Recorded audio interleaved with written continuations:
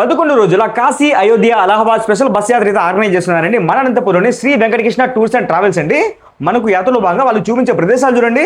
Kotappakonda, Vijayawada, Dwaraka Tirumala, Annavaram, Simhachalam, Puri Jagannath, Konark, Chandrabhaga beach, Bhubaneswar, Gaya, Buddhagaya, Kashi, Varanasi, Ayodhya, Naimisharanyam, Chakratirtham, Allahabad, Triveni Sangamam, ఈ విధంగా చాలా ప్రదేశాలు అయితే వస్తాయండి. ఓకే, సో మనకు బస్సులో సిట్టింగ్ ఉంటుంది, అదేవిధంగా స్లీపర్ బెర్త్ అయితే వస్తుందండి. మనకు టికెట్ కాస్ట్ చూడండి, మనకు 2+2 పుష్ బ్యాక్ వచ్చేసి ఒక్కొక్కరికి 15,500 అండి. అప్పర్ బెర్త్ వచ్చేసి ఒక్కొక్కరికి 17,500 అండి.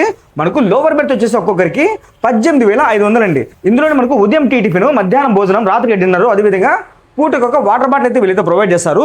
సో ఈ బస్సు ఎప్పుడు బయలుదేరుతుందంటే మార్చి 28, అదేవిధంగా ఏప్రిల్ 13, అదేవిధంగా జూన్ 6 తారీఖు అయితే ఉంటుందండి. కాబట్టి మీ సుమాత్రం కాకండి, మీకు ఇప్పుడు స్క్రీన్ నెంబర్ ఇస్తానండి, ఆ నెంబర్ కాల్ చేసి ఇప్పుడే పూర్తి వివరాలు తీసుకోండి.